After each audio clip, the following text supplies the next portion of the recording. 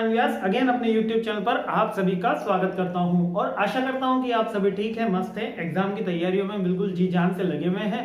अंतिम पड़ाव चल रहा है, एग्जाम कल होने वाला है, AKTU के सिलेबस में कल एग्जाम है और अपन भी 5th यूनिट का रिवीजन पहले कर रहे हैं, 4th का थोड़ा सा बाद में। कारण यह है कि 5th मुझे लग रहा था कि थोड़ा सा समझने में थोड़ा कॉम्प्लिकेटेड ज्यादा है, इसलिए मैंने 5th यूनिट को पहले उठाया। तो इसके बाद जस्ट थोड़ी देर बाद आपको 4th यूनिट का भी वीडियो मिल जाएगा, लेकिन अभी अपन 5th यूनिट समझ लेते हैं, इधर उधर की बात नहीं करते हैं और सीधे अपने टॉपिक पर आते हैं।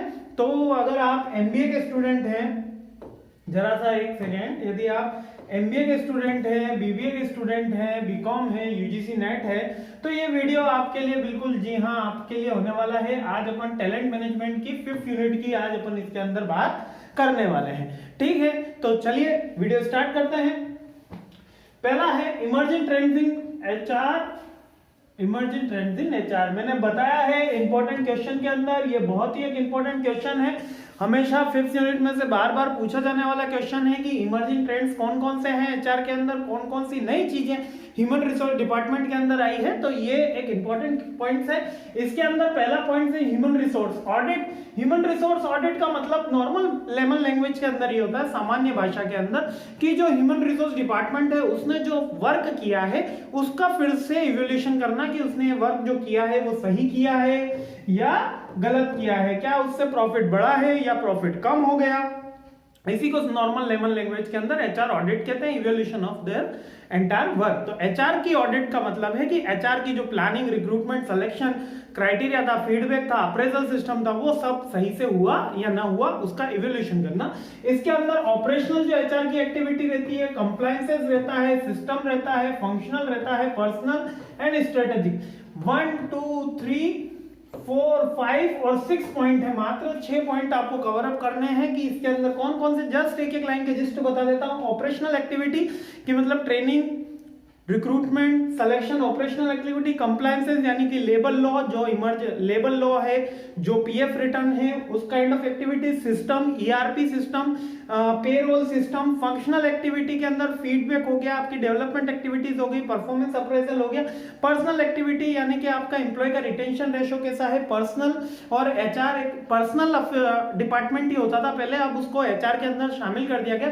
तो पर्सनल डिपार्टमेंट यानी कि उसकी सैलरी कितनी हो रही है, उसकी सेटिस्फाई कितना हो पा रहा है अपनी नीड से।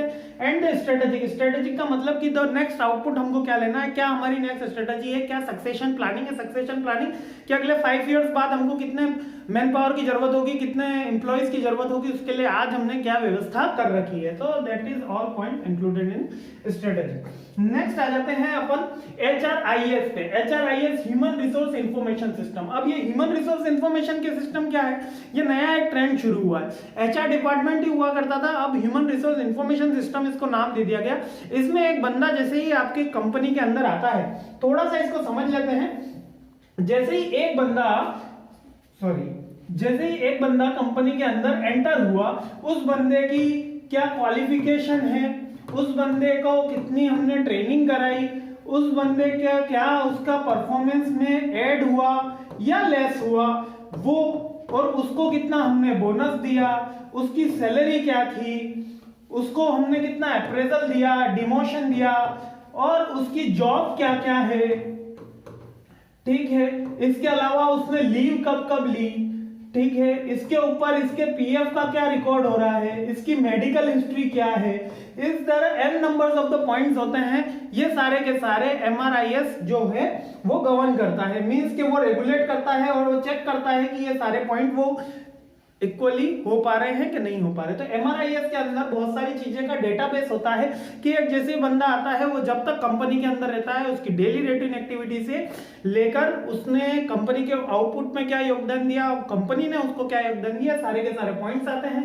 परफॉर्मा इवैल्यूएशन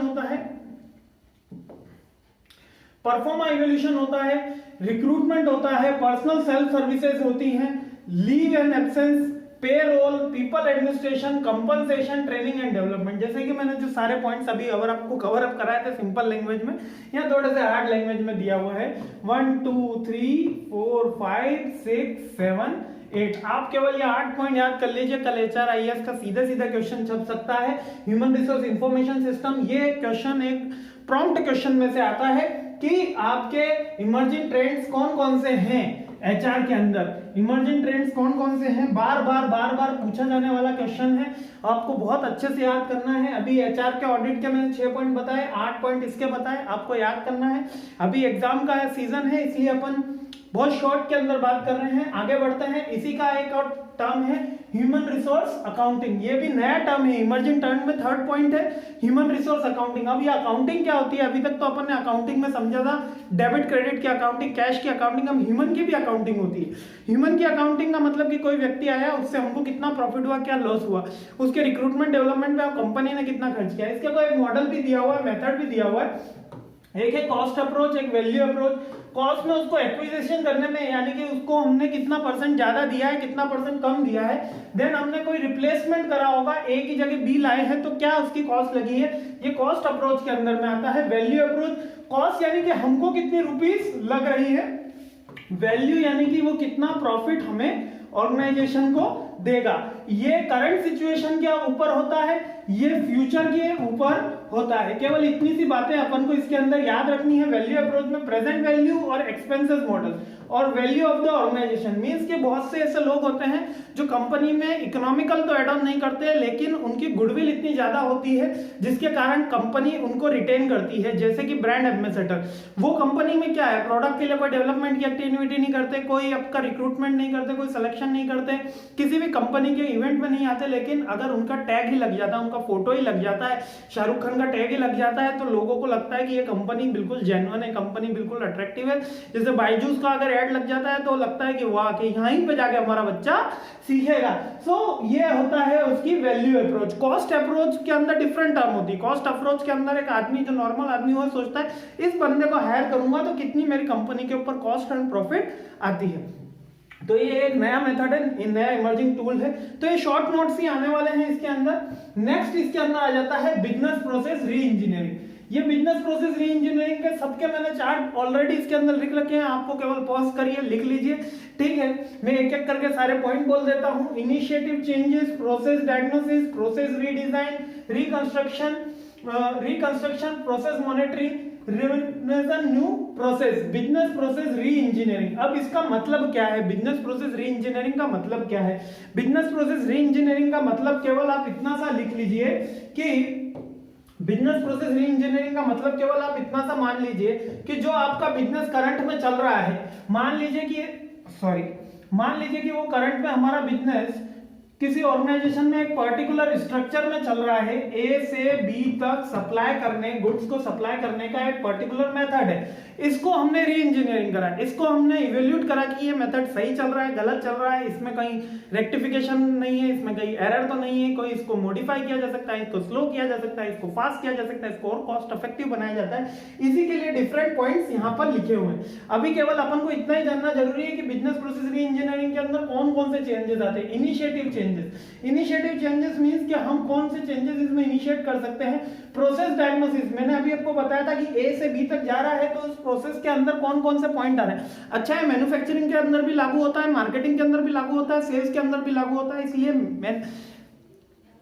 एचआर का टर्म है कि कौन कौन सी प्रोसेस है, मतलब कि रिक्रूटमेंट देने के लिए अपन कौन कौन से ऑब्लिगेशन का पालन कर रहे हैं, सिलेक्शन के लिए, बोनस के लिए कौन सा प्रोसेस फॉलो कर रहे हैं, ये सारे के सारे पॉइंट्स इसके अंदर कवर होते हैं। नेक्स्ट है आपका contemporary talent management issues and challenges. Contemporary talent management issues and challenges, जी हाँ, ये भी एक इंपॉर्टेंट पॉइंट है। यहाँ पर मैंने पॉइंट नोट डाउन कर दिए हैं। बच्चों की डिमांड थी कि सर आप पॉइंट भी एक बार नोट डाउन सारे करा दीजिए ताकि हम पॉज करके लिख सके, तो इसलिए मैंने इसमें लिख दिया है कंटेम्पररी मैनेजमेंट को कौन कौन से चेंजेस आते हैं।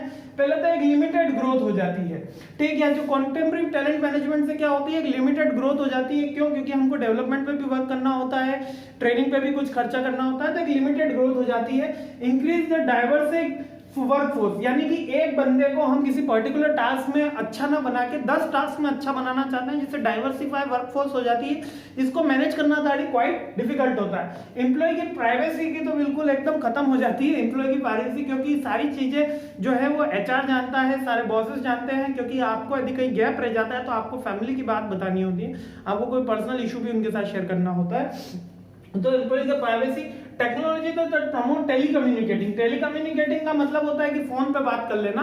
फोन पे बात कर लेने से क्या होता है कि जो आज के कंटेम्प्रेरी अभी मैनेजमेंट का इशू कैसे हुआ, चैलेंजेस कैसा हुआ, केवल इतना सा यहाँ पे समझ लीजिए कि टेलीकम्युनिकेशन करने का उसके जो अब फोन पे हर जना झूठ बोलता है, ऐसा इसके अंदर आइडियोलॉजी लिमिटेशन में लिखा है कि अगर हम टेलीकम्युनिकेटिंग करते हैं तो एक्चुअल कंडीशन हमें पता नहीं चल पाती। देन है आपका एथिक्स और कॉर्पोरेट एथिक्स का तो पालन किया ही नहीं जाता। Quality is the basis of the competition. Competition को प्रायोरिटी दी जाती है टैलेंट मैनेजमेंट के। मैंने आपको बताया था कि कंपटीशन एनवायरनमेंट क्रिएट करना है, तो कंपटीशन जब क्रिएट होता है तो एक अनसिक्योर एनवायरनमेंट क्रिएट हो जाता है, इनसिक्योर एनवायरनमेंट क्रिएट हो जाता है। The shift towards the service economy. Service economy की तरफ भी शिफ्ट हो जाते हैं हम प्रोडक्शन इकोनॉमी के थ्रू।